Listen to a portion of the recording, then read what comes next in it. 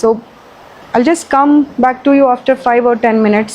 I just want to check your rooms, your bathrooms and everything. Are you comfortable there? Yeah? Few of them are saying no. No. None of the student is happy. They are saying it's like a prison. Just see, there is no ventilation, nothing. This is so dirty. అస్సలు బాగాలేదు చూడండి, ఎంత చెత్తగా ఉంది. నువ్వు వెళ్ళకు గర్ల్స్ది కదా, నువ్వు వెళ్ళకు.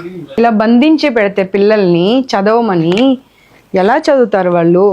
అసలు గాలి లేదు, వెలుతురు లేదు, ఏదీ లేదు. చాలా దారుణంగా ఉన్నాయి అసలు. ఈ రూమ్కి అయితే విండో కూడా లేదు కనీసం. ఒక వెంటిలేషన్ లేదు.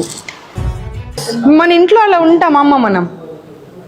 ఒక రూమ్లో అన్ని బెడ్స్ వేసేసి ఇన్ని సామాన్లు పెట్టేసి మనం ఇంట్లో ఇలాగే ఉంటే పిల్లలు చదువుకునేది ఎక్కడ, పడుకునేది ఎక్కడ, వస్తువులు పెట్టుకునేది ఎక్కడ?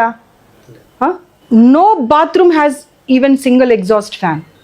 ర్యాంక్స్ రావాలి, మీ కాలేజ్ పేరు రావాలి, అంతే.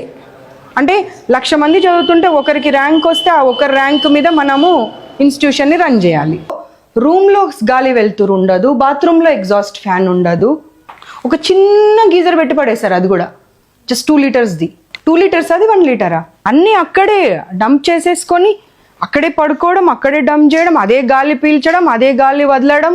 If this is the condition of the Shri Chaitanya అంటే ఇంకా గవర్నమెంట్ హాస్టల్స్ మీకన్నా చాలా బెటర్ ఉన్నాయి. చూడండి the books, how they are keeping it, how people will stay. ఇక్కడ రా, వచ్చి చూడు అదంతా లీకేజ్.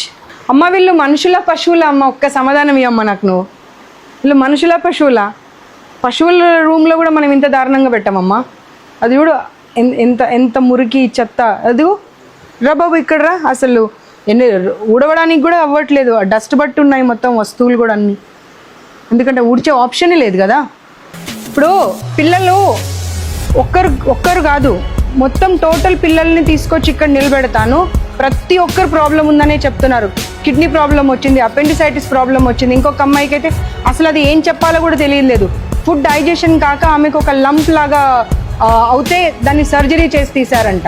ఈ చిన్నపిల్లల్ని మీకు ఆరోగ్యాలు పాడు చేసుకోవడానికి మీ దగ్గరికి పంపిస్తున్నారా? ప్రతి ఒక్కరికి digestion problem, dengue problem, typhoid problem. అందరు పిల్లలు చెప్తున్నారు మంత్లో 1 వీక్ ఇంట్లో ఉంటే 1 వీక్ ఇక్కడ ఉంటున్నారంట. 1 వీక్ ఇక్కడ రాగానే మళ్ళీ సిక్ అయిపోయి మళ్ళీ ఇంటికి వెళ్ళిపోతున్నారంట. ఏంటండి ఇది? ఎలకలు, కాక్రోచెస్, జెర్రీలు, బ్యాట్స్ తిరుగుతున్నాయంట. ఫుడ్ అయితే ప్రతి ఒక్కరికి ప్రాబ్లమే ఉన్నది, ప్రతి ఒక్కరు ప్రాబ్లం అనే చెప్తున్నారు. సండే ఒకరోజు పేరెంట్స్ వస్తారని చెప్పి, లేదంటే ఏదైనా పండుగ ఉన్నప్పుడు పేరెంట్స్ వస్తున్నారన్నప్పుడు కొంచెం మంచి ఫుడ్ పెడుతున్నారంట. దాంట్లో సున్నం వాసన వస్తుందంట రైస్ తింటుంటే.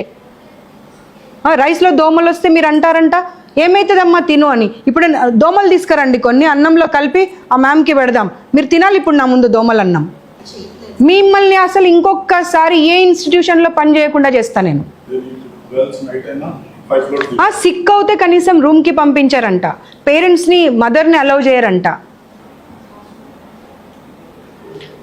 గర్ల్స్ హాస్టల్లోకి వాళ్ళ రూమ్లోకి పేరెంట్స్ని అలౌ చేయరు, కానీ వాడు ఎవడో వచ్చి క్లీన్ చేస్తూ ఉంటే వాడు మిస్బిహేవ్ చేయడానికి గ్యారంటీ ఏంటి? చాలా దారుణంగా అబ్యూజ్ చేస్తావంట పిల్లల్ని. ఏమనుకుంటున్నావు అసలు?